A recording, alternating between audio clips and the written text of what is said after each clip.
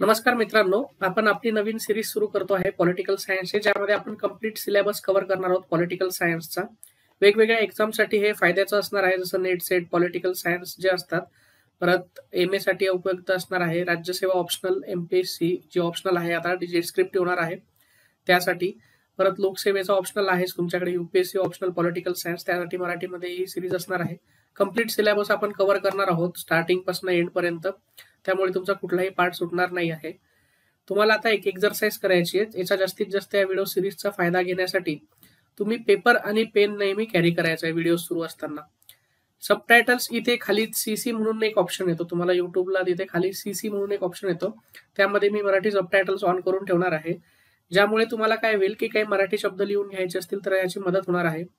जे important points आहेत ते पण मी स्क्रीनवरती हायलाइट करणार आहे मध्ये मध्ये, आणि डिक्टेट करणार आहे, तुम्हाला लिहायला सांगणार आहे की काय लिहायचं आहे एक्झॅक्टली. त्याच्यामुळे आपण ही सिरीज आजपासून सुरू करतो आहे. यासाठी पेपर आणि पेन तुम्हाला मस्ट आहे. एक वही घ्या, वही बनवा, सिलेबसनुसार पार्ट बनवूयात त्याचा व्यवस्थित. प्लेलिस्टमध्ये पण व्हिडिओज त्या पद्धतीने अपलोड होतील.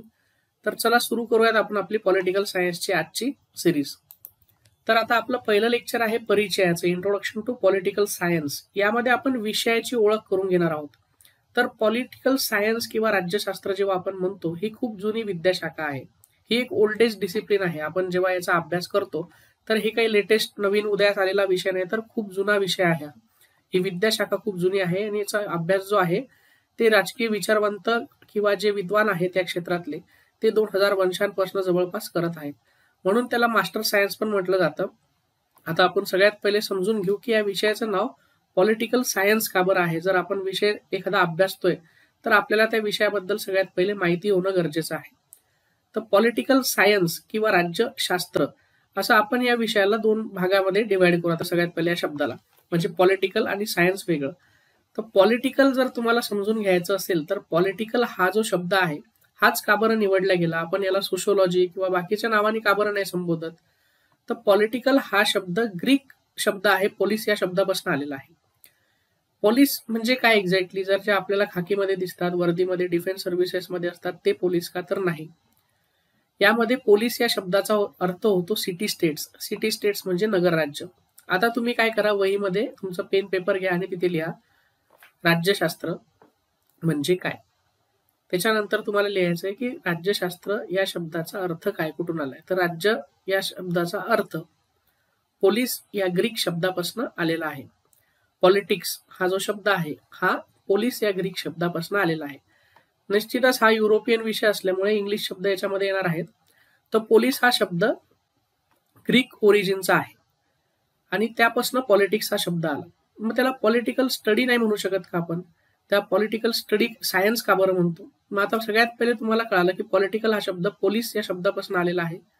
पोलीस या शब्दाचा अर्थ सिटी स्टेट्स म्हणजे नगर राज्य होतो. नगर राज्य म्हणजे काय, त्या काळातली राज्य व्यवस्था. आता जसे राष्ट्र आहेत वेगवेगळे, आपल्या राष्ट्रांच्या अगोदर साम्राज्य होते वेगवेगळे. ब्रिटिशर्स याच्या आधी तुम्हाला आठवत असेल की वेगवेगळे साम्राज्य उदयास होते, तसं तेव्हा नगर राज्य होते त्या काळामध्ये. आता नगर राज्य म्हणजे एक्झॅक्टली काय, तर नगर राज्य म्हणजे एक छोटे छोटे शहर राहायचे आणि तीच राज्य व्यवस्था होती. त्या शहराचा एवढा भौगोलिक प्रदेश होता आणि त्याचा एक राजा असायचा, छोटासा एक भौगोलिक प्रदेश, आणि त्याला नगर राज्य म्हटलं जायचं. आता तुम्हाला नगर राज्य म्हणजे काय, सिटी स्टेट्स म्हणजे काय ते लक्षात आलं. आणि पोलीस त्याला म्हणायचे त्या नगर राज्याला, आणि त्याचा अभ्यास म्हणजे पॉलिटिकल स्टडी. पॉलिटिकल स्टडी म्हणायला पाहिजे ना, पॉलिटिकल सायन्स का बरं आपण त्याला म्हणतो. तर सायन्स म्हणजे हे काही, जसं आपण नैसर्गिक शास्त्र आहेत, फिजिक्स, केमिस्ट्री, बायोलॉजी, तसं हे नैसर्गिक शास्त्र आहे का, तर नाही. मग याला सायन्स का बरं म्हणतो आपण, याला शास्त्र का बरं म्हणण्यात आलं. तर आपण त्या विषयांची जी पद्धत आहे अभ्यासाची, शास्त्रीय पद्धत, ती याच्यात अवलंबून आणलेली आहे. त्याच्यात आपण ती मेथोडॉलॉजी यूज केली आहे सायंटिफिक.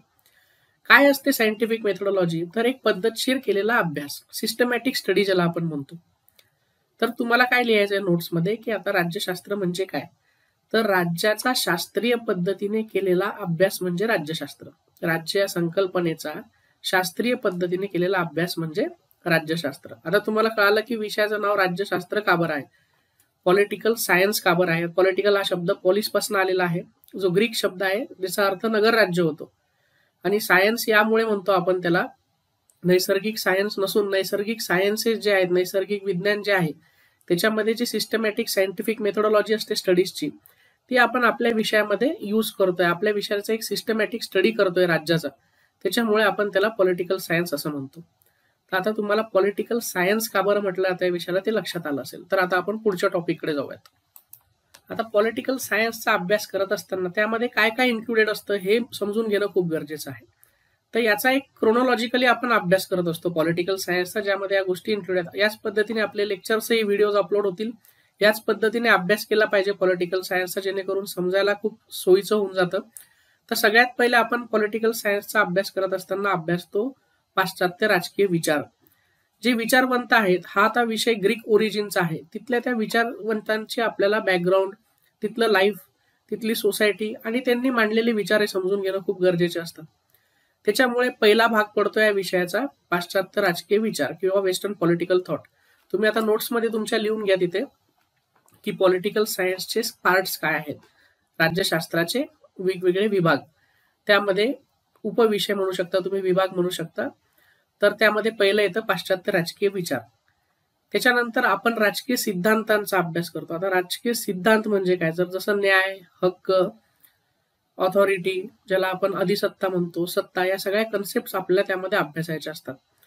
याच्या आधी जर तुम्ही विचारवंत अभ्यासलेले असतील तर तुम्हाला लक्षात येईल की त्यांनी हे सिद्धांत मांडलेले असतात. जसं न्यायाचा एक सिद्धांत जर उदाहरण घ्यायचं म्हटलं तर प्लॅटोनी पण मांडलेला आहे, त्यानंतर जॉन रॉल्सनी पण मांडलेला आहे आणि अमर्त्य सेन सारख्या विद्वान विचारवंतांनी पण हे सिद्धांत याच्यावरती काम केलेलं आहे.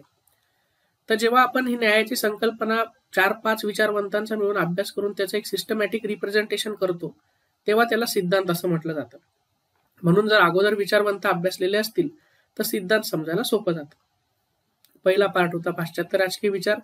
त्याच्यानंतर आपण अभ्यासणार आहोत राजकीय सिद्धांत. त्याच्यानंतर पार्ट येतो तुलनात्मक राजनीतीचा, ज्याला आपण कंपॅरेटिव्ह पॉलिटिक्स असं म्हणतो. ह्या पार्टमध्ये आपण काय करतो की वेगवेगळे जे देश आहेत, त्यांच्या ज्या गव्हर्नमेंट्स आहेत, मोस्टली डेव्हलपिंग विकसनशील जे देश आहेत, त्यांच्या डेव्हलपिंग स्टेट्सच्या गव्हर्नमेंट्सचा आपण कंपॅरेटिव्ह स्टडी याच्यामध्ये करतो. आणि हा भाग करत असतानाच Indian government and politics, constitutionalism, या सगळ्या गोष्टींचा अभ्यास केला जातो. त्यानंतर जो आपला पार्ट येतो तो येतो आंतरराष्ट्रीय संबंधाचा. आंतरराष्ट्रीय संबंध म्हणजे काय एक्झॅक्टली, त्यामध्ये आपण काय करतो की 2 पार्टमध्ये त्याला डिवाइड करतो. एक असतो थेरॉटिकल पार्ट आणि एक असतो आपला ऑब्जेक्टिव्ह पार्ट, ज्यामध्ये आपण वेगवेगळ्या देशांचे प्रॅक्टिकली हिस्टॉरिकल बॅकग्राऊंड आणि त्यांचे संबंध अभ्यासत असतो. थेरी पार्टमध्ये आपण वेगवेगळे जे सिद्धांत मांडलेले आहेत आंतरराष्ट्रीय संबंधामध्ये ते अभ्यासत असतो. परराष्ट्र धोरणांचा अभ्यास केला जातो. अशा पद्धतीने आपल्या पॉलिटिकल सायन्स विषयाचे काही भाग पाडलेले आहेत. याचे अजूनही काही नवीन विषय उदयास आलेले आहेत, जसं की लोकप्रशासन आपल्याला म्हणता येईल, political economy, political sociology, political anthropology. विषयाची व्याप्ती सतत वाढत असल्यामुळे हे नवीन विषय त्याच्यामध्ये ऍड होत राहतात. या सगळ्या टॉपिक्सचा अभ्यास आपण कम्प्लिटली सिलेबसमध्ये करणार आहोत, जे आपल्या एक्झामशी रिलेव्हंट असणार आहे. आता अजून एक कन्सेप्ट तुम्हाला समजून सांगायची म्हटली तर आपण 2 पद्धतीने पॉलिटिकल सायन्सचा अभ्यास करत असतो. आता तुम्ही म्हणसाल 2 पद्धतीने कसा करायचा, तर तशा 2 पद्धतीने आहेत. जसं मेथोडॉलॉजी 2 नाही आहेत. तर एक काळ होता, जसं ग्रीक काळ होता. त्याच्यामध्ये काय होतं की जे अगोदरचे थिंकर्स होते, प्लॅटो, एरिस्टॉटल, ज्यांच्यापासून या विषयाचा पाया रचलेला आहे, त्यांच्या त्या मेथोडॉलॉजीला आपण पारंपरिक पद्धत म्हणतो. आणि एक आहे समकालीन आधुनिक पद्धत, ज्याला आपण समकालीन आधुनिक किंवा मॉडर्न अप्रोच म्हणतो. आता याच्यामध्ये काय फरक आहे, तर जी पारंपरिक पद्धत आहे त्यामध्ये त्यांनी काय केलं, पर्सनल स्पेअर आणि पब्लिक स्पेअर असं डिवाइड करून ठेवलं होतं. आता पर्सनल स्पेअर आणि पब्लिक स्पेअर म्हणजे काय, तर ज्या गोष्टींचा परिणाम तुमच्या वैयक्तिक जीवनाशी होतोय त्याचा अभ्यास पॉलिटिकल सायन्समध्ये नाही करायचा. आणि ज्या गोष्टींचा परिणाम पब्लिक स्पेअरमध्ये होतो आहे, लोकांवरती होणार आहे, त्याला फक्त पॉलिटिकल सायन्समध्ये अभ्यासायचं. प्लॅटो, एरिस्टॉटल वगैरे ती पारंपरिक पद्धतीने त्यांनी पॉलिटिकल सायन्सची मांडणी केलेली आहे. तर पब्लिक स्पेअर आणि प्रायव्हेट स्पेअर म्हणजे काय, तर जे फॅमिली आहे तुमचं, घरातले फॅमिली लॉज असतील, काही रिलेशन्स असतील, ते तुमचं पर्सनल स्पेअर आहे, ज्याचा सोसायटीवरती काही परिणाम होणार नाही. त्याच्यामुळे पॉलिटिकल सायन्सने त्या गोष्टीमध्ये पडायचं नाही, अशी ती विभाजणी केलेली होती. तेव्हा डिवाइड केलेलं होतं पब्लिक स्पेअर आणि प्रायव्हेट स्पेअरला. पण आता जे समकालीन आधुनिक राजकारण जेव्हा आपण अभ्यासतो, जेव्हा समकालीन राजकीय पॉलिटिकल सायन्स जे आहे आधुनिक, जेव्हा आपण ही मेथोडॉलॉजी यूज करतो पॉलिटिकल सायन्समध्ये, कारण विषयाची व्याप्ती वाढत चाललेली आहे, मी सांगितलं तसं तुम्हाला, तर यामध्ये आपण काय करत असतो की पब्लिक स्पेअर प्लस प्रायव्हेट स्पेअरचा अभ्यास करतो. का बरं, तर काही फेमिनिस्ट थिंकर्स आहेत, त्यांचं मत जे आहे, फेमिनिस्ट थिंकर्स म्हणतात की महिलांवरती बाहेरच्या समाजापेक्षा घरामध्ये जास्त अत्याचार होतात आणि त्यासाठी राज्याने घरातल्या लॉजमध्ये सुद्धा हस्तक्षेप केला गेला पाहिजे. एन्व्हायरमेंटलिस्ट जे आहेत, जे पर्यावरणवादी विचारवंत आहेत, ते म्हणतात राज्यांनी पर्यावरणाचा सुद्धा विचार केला पाहिजे. फक्त पब्लिक स्केअर किंवा पॉलिटी या सगळ्या गोष्टींचा विचार न करता आता विषयाची व्याप्ती वाढत असल्यामुळे समकालीन आधुनिक पद्धतीमध्ये आपण या प्रायव्हेट स्पेअर मधल्या गोष्टींचा सुद्धा त्यामुळे अभ्यासाचा समावेश करत असतो. त्यामुळे आता तुम्हाला या दोन पद्धती समजलेल्या आहे पॉलिटिकल सायन्सच्या. त्याच्यामुळे जेव्हा आपण पाश्चात्य राजकीय विचार अभ्यासू तेव्हा तुमच्या लक्षात येईल की तिथे प्रायव्हेट स्पेअरला कमी हे केलं जातंय, त्याच्यावरती कमी भर दिला जातोय आणि पब्लिक स्पेअरचा जास्त अभ्यास केला जातोय. तेच तुम्ही जेव्हा लेटेस्ट समकालीन थिरीज किंवा आपण इंटरनॅशनल रिलेशन्सच्या थिरीज वाचू किंवा आपण लेटेस्ट ज्या थिरीज बघतो आहेत, लेटेस्ट विचारवंत जे असतील त्यांच्या, तर त्यामध्ये पब्लिक ऍज वेल एज प्रायव्हेट स्पेअर म्हणजे तुमच्या वैयक्तिक जीवनाचा ऍज वेल एज पब्लिक जीवन जे आहे सोसायटल लाईफ त्याचा पण त्यामध्ये समावेश केला जातो. आता परत आपण जेव्हा पॉलिटिकल सायन्स अभ्यासत असतो त्यामध्ये आपल्याला काही गोष्टींमध्ये डिफरन्शिएशन करणं खूप गरजेचं असतं. जसं की राजकीय विचार आणि राजकीय सिद्धांतामधलं डिफरन्शिएशन करता आलं पाहिजे, म्हणजे दोघांमधला फरक सांगता आला पाहिजे. राजकीय सिद्धांत राजकीय तत्वज्ञानातला फरक सांगता आला पाहिजे. या तिन्ही गोष्टींचा तुम्हाला डिफरन्शिएट करायला पण प्रश्न बरेच वेळा एक्झाम्स मध्ये विचारला जातो. तर चला आपण बघूयात आता की या तिघांमध्ये काय डिफरन्स आहे एक्झॅक्टली आणि त्याचा अभ्यास करूया. आता सगळ्यात पहिले आपण समजून घेऊ राजकीय तत्वज्ञान म्हणजे पॉलिटिकल फिलॉसॉफी आणि पॉलिटिकल थॉट म्हणजे राजकीय विचार याच्यामधला फरक. तर जेव्हा आपण राजकीय तत्वज्ञानाबद्दल बोलतोय तेव्हा आपण लक्षात घ्यायचंय की एक ऍबस्ट्रॅक्ट आयडिया काल्पनिक गोष्टींबद्दल त्यामध्ये चर्चा केली जाते. जे रिअलिस्टिक वर्ल्डमध्ये म्हणजे वास्तविक जीवनामध्ये ज्या बदल घडवायचे असतात त्याबद्दल राजकीय तत्वज्ञान विचार करत असतं. आणि जेव्हा आपण राजकीय विचार बघत असतो याची व्याप्ती राजकीय तत्वज्ञानाच्या पलीकडे आहे, कारण ते राजकीय विचार विचारवंतांनी मांडलेले असतात. ते रिअलिस्ट वास्तववादी विचार मांडू शकतात, ते तत्वज्ञानी विचारही मांडू शकतात. त्याच्यामुळे राजकीय विचाराची व्याप्ती राजकीय तत्वज्ञानापेक्षा जास्त आहे, एवढं तुम्हाला लक्षात घ्यायचंय. राजकीय विचारातनं राजकीय तत्वज्ञानाचा जन्म होत असतो, पण राजकीय विचाराची व्याप्ती राजकीय तत्वज्ञानाच्या पलीकडे आहे. एवढाच डिफरन्शिएशनचा मुद्दा आपल्याला बघायचा होता यामध्ये की राजकीय विचार आणि तत्वज्ञान यामध्ये डिफरन्स काय आहे. आता याच पद्धतीने आपल्याला राजकीय विचार आणि राजकीय सिद्धांत यामधला फरक ओळखायचा आहे. आता आपण अभ्यासणार आहोत. तर राजकीय विचार हे पर्टिक्युलरली एका विचारवंताचे मांडलेले असतात, पण जेव्हा आपण राजकीय सिद्धांत अभ्यासत असतो ते वेगवेगळे विचारवंतांनी मांडलेले असतात. म्हणजे आपण जेव्हा राजकीय विचारांचा अभ्यास करतो तेव्हा आपण तो थिंकर स्पेसिफिक म्हणजे त्या विचारवंतापुरती मर्यादित करून तो करत असतो. पण जेव्हा एखाद्या सिद्धांताचा अभ्यास केला जातो, जसं मी तुम्हाला जस्टिसचा न्यायाचा सिद्धांत सांगितलं, त्यामध्ये आपण प्लॅटोचा पण न्यायाचा सिद्धांत अभ्यासतो, जॉन रॉल्स यांचा पण न्यायाचा सिद्धांत अभ्यासतो आणि लेटेस्ट अमर्त्य सेन किंवा अजून काही थिंकर्स असतील ज्यांनी न्यायाचे सिद्धांत मांडलेले आहेत त्यांचाही आपण अभ्यास करत असतो. तर राजकीय सिद्धांत हे सायंटिफिकली खूप ऍडव्हान्स आहे, त्याला म्हणता येईल आपल्याला की खूप साऱ्या विचारवंतांचं एकत्र मिळून डेव्हलप केलेली एक थिअरी असते, पण विचार स्पेसिफिक असतात, एका विचारवंतापुरती मर्यादित असतात. तर आपल्याला लक्षात आलं असेल आता राजकीय विचार आणि राजकीय सिद्धांत यातील फरक. आता आपण पॉलिटिकल सायन्स किंवा राज्यशास्त्र या विषयाचा उदयाचा अभ्यास करणार आहोत.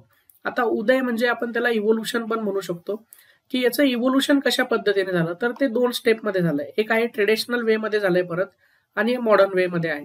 ट्रेडिशनल वे म्हणजे आपण सेकंड वर्ल्ड वॉर पर्यंत म्हणू शकतो, जे दुसरं महायुद्ध झालं तोपर्यंत. त्या काळात काय होतं की राज्यशास्त्रामध्ये पॉलिटिकल थिअरीज किंवा थॉटचं खूप जास्त डॉमिनन्स होतं. म्हणजे पॉलिटिकल थिअरीजचा अभ्यास करणे, जस्टिस म्हणजे काय, न्याय काय असलं पाहिजे, अशा या गोष्टींचा त्यामध्ये अभ्यास केला जायचा. त्याचे सिद्धांत मांडले जायचे. वेगवेगळे राजकीय विचारवंत जे आहेत त्यांचे पुस्तकं अभ्यासून त्यातनं काही विचार नवीन मांडता येतील का याचा अभ्यास केला जायचा. पण सेकंड वर्ल्ड वॉर नंतर काय झालं, अमेरिकन पॉलिटिकल असोसिएशन जी आहे, अमेरिकन पॉलिटिकल सायन्सची जी असोसिएशन आहे, त्यांनी सायंटिफिक पद्धत या विषयामध्ये आणायचा प्रयत्न केला. कारण विषयाला नवीन दिशा देण्यासाठी त्यांच्या मते असं होतं की सायंटिफिक मेथड यामध्ये आणल्या गेली पाहिजे, ज्याला आपण क्वालिटेटिव्ह किंवा क्वांटिटेटिव्ह ऍस्पेक्ट्स जे म्हणतो आपण त्याच्यावरती फोकस केलं गेलं पाहिजे. म्हणजे जसं लेटेस्ट मध्ये इलेक्शन्स मध्ये बघायचं म्हटलं आपण तर डेटाचा स्टडी झाला पाहिजे, इलेक्ट्रोल डेटा कलेक्ट केला गेला पाहिजे, जे आपण मतदान होतं त्याचा डेटा कलेक्ट करून त्याचं अनालिसिस केलं पाहिजे. काही क्वांटिटेटिव्ह सायंटिफिक मेथड्स म्हणजे काही मोजता येणाऱ्या अशा गोष्टी आहेत त्यांचा समावेश त्याच्यामध्ये केला गेला पाहिजे. विषयाला थोडं सायंटिफिक बनवायचा प्रयत्न सेकंड वर्ल्ड वॉर नंतर अमेरिकन पॉलिटिकल सायन्स असोसिएशन कडून सुरू करण्यात आला आणि त्याच पद्धतीने विषयाला वाटचाल होण्यास सुरुवात झाली. सायंटिफिसिझम ह्या आपल्या विषयाला देण्यात आलं तेव्हापासून. त्याला आपण पुढे भविष्यात बेव्हरलिझमची थिअरी, सायंटिफिक कशा थिअरीज त्यामध्ये आल्या ते बघणारच आहोत डिटेलच्या लेक्चर्समध्ये. तुम्हाला फक्त याच्यात लक्षात घ्यायचं होतं की विषयाचा उद्या 2 पद्धतीने झालेला आहे. इव्होल्युशन जे झालं आहे ते सेकंड वर्ल्ड वॉर पर्यंत ट्रेडिशनल अप्रोच मध्ये आपण फक्त थिअरीज किंवा थॉट्स जे आहेत, विचारवंतांचे जे विचार आहेत ते अभ्यासायचो, वेगवेगळे सिद्धांत राजकीय अभ्यासायचो. आणि सेकंड वर्ल्ड वॉर नंतर आपण सायंटिफिक मेथोडॉलॉजी त्यामध्ये यूज करायला सुरुवात केली, जसं क्वांटिटेटिव्ह मेथड असेल किंवा अदर काही सायंटिफिक मेथड्स असतील. तर मित्रांनो, हे होतं आपलं फर्स्ट लेक्चर, ज्यामध्ये आपण पॉलिटिकल सायन्सचा परिचय अभ्यासलेला आहे. या विषयाला पॉलिटिकल सायन्स का बरं म्हटले जाते, या विषयाची व्याप्ती काय आहे, विषयामध्ये कुठल्या गोष्टींचा आपण अभ्यास करत असतो, आणि त्यामध्ये नंतर आपण विषय कसा उदयास आला, त्याचं इव्होल्युशन कसं झालं, त्यामध्ये कुठले कुठले प्रकार येतात, त्या प्रकारांचा आपण अभ्यास केला. तर हे आपलं फर्स्ट इंट्रोडक्टरी लेक्चर होतं. आता यानंतर आपण पाश्चात्य राजकीय विचारवंतांच्या अभ्यासाला सुरुवात करणार आहोत प्लॅटोपासून. तर आता तुम्ही काय करायचं आहे की जे सबटायटल्स खाली आलेले होते, मी बाजूला ज्या नोट्स डिफाईन केलेल्या होत्या, तर तुम्ही पेन आणि पेपरवर नोट डाऊन करायचे आहेत, म्हणजे तुम्हाला रिवाइज करायला हे खूप सोपं होणार आहे. व्हिडिओ आवडले असल्यास लाईक करा नक्की, कारण त्यांनी मला प्रोत्साहन मिळतं अजून व्हिडिओज अपलोड करायला. शेअर आणि सबस्क्राईब करा, कारण तुमच्या मित्रांपर्यंत ही व्हिडिओज पोहोचले पाहिजे, सगळ्यांना या गोष्टींचा फायदा झाला पाहिजे. आणि best of luck for your preparations. आणि ही आपली सिरीज अशीच कंटिन्यू राहणार आहे, ज्यामध्ये आपण कम्प्लीट सिलेबस कव्हर करणार आहोत. तर व्हिडिओ आवडला असल्यास लाईक करा आणि शेअर आणि सबस्क्राईब करायला विसरू नका. धन्यवाद.